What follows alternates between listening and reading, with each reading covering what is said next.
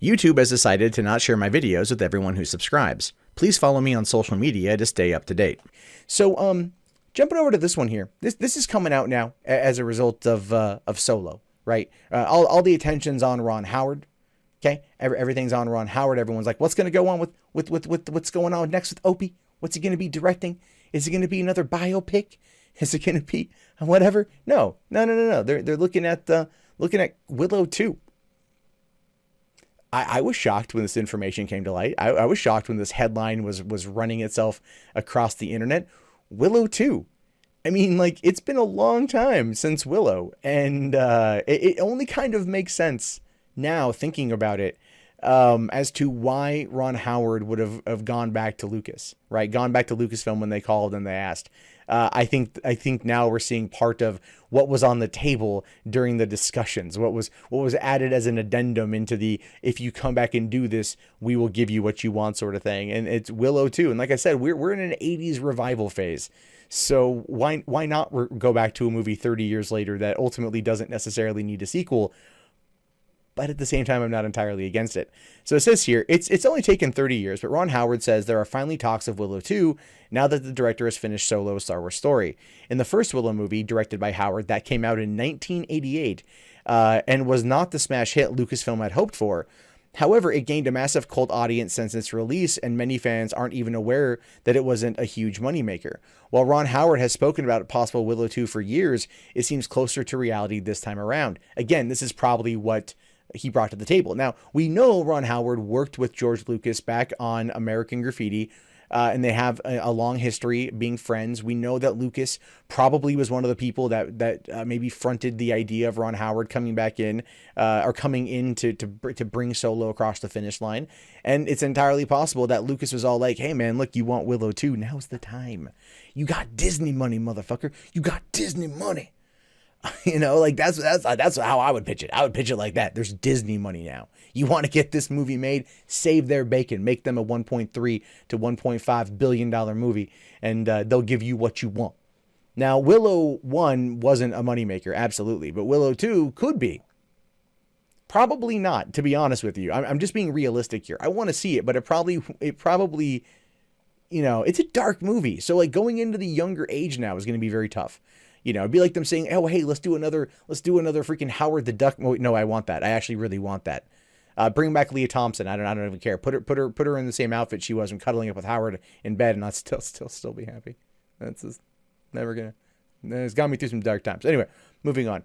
Now, in an interview promoting Solo, Ron Howard was asked about the possibility of a sequel that he's in, since he was back working with Lucasfilm. Not only did the director reveal that a sequel is being discussed, but he also said that the movie influenced Solo as well. Apparently, it would not be a direct sequel to Willow, and instead it would fall into a spin-off category. Now, that actually does make sense, because the story of Willow is very contained into what it was, and going back into it, making a direct sequel probably wouldn't make a lot of sense, but treating it as a bit of a spin-off would work. Now, he says, I don't want to give away too much, but there's a little talk of Willow. We wouldn't call it Willow 2. I think it would focus a lot on Elora Danan, although Willow would have to be significantly involved, which is fine, because quite frankly, Warwick Davis is awesome. And you know, I'm just going to come out and say it. He deserves something better than the Leprechaun movies, because those kind of feel like they are a bit exploitative of his statue. Just saying. But at the same time, if he came back to Wicket, I'm not going to be upset. I'm not going to be upset if Wicket makes a comeback. I'm just saying. I don't, you know, give me some more Wicket, man.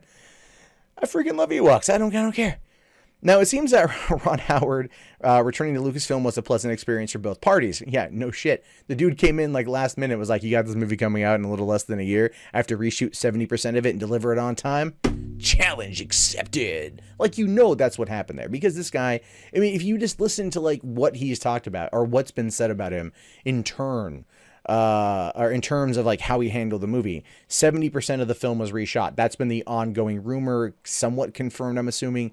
You've also got the fact that like everything he reshot was not done in the same way that Phil Lord and Chris Miller did it, which was more like, you know, many takes from many different angles, trying to like, you know, make something more funny together. But he'd have a setup and go 2-3 takes, move on to the next one. That that's a fast shoot. You know, I mean, they probably, the cast probably loved him because it was like, oh man, we're breezing through this thing, because he knows how to shoot these kind of movies. Now, as for how Willow influenced Solo, because I'm curious about this myself, Ron Howard states that he thought of the movie a lot while crafting the latest Star Wars spinoff. Specifically, he brings up Val Kilmer's Mad Mardigan, revealing that a character in Solo has some of the same attributes. However, he didn't reveal which character he was referring to, although he explains here. I thought about the movie a lot as I was working on Solo because there are certain scenes, especially around some of the Mad Mardigan stuff, that was reminiscent of a character with that kind of swagger and bravado. Also, some of the humor around some of the action in Willow was something I inspired to get into Solo. And that's, I think, going to work out well in terms of it. Because keep in mind, you know, Willow was a dark-ass movie. I mean, it was a pretty dark-ass movie for what it was. We're talking like Red Sonja and Willow are two of like the darker fantasy films from the 1980s, in my personal opinion. You can agree or disagree, that's totally fine. But that is very, very, very much a thing with that, right? That's very much a thing, in my opinion, about it being dark, and that may have been one of the reasons why it didn't work out so well. But if he took some of like the comedy and the action and brought it over, that could work, because that was one of the things, even in regards to, let's say, Lord of the Rings, like the Two Towers. That movie was freaking long, man. It was long as hell. You get to the battle scene, and it's a cool battle scene, but they kind of lighten it up a little bit with some humor. You know, where Aragorn has to throw Gimli, and he's like, don't tell the elf. Like, that kind of stuff was really funny. And, like, it worked to kind of break the tension, allow you a moment of levity before going back into it.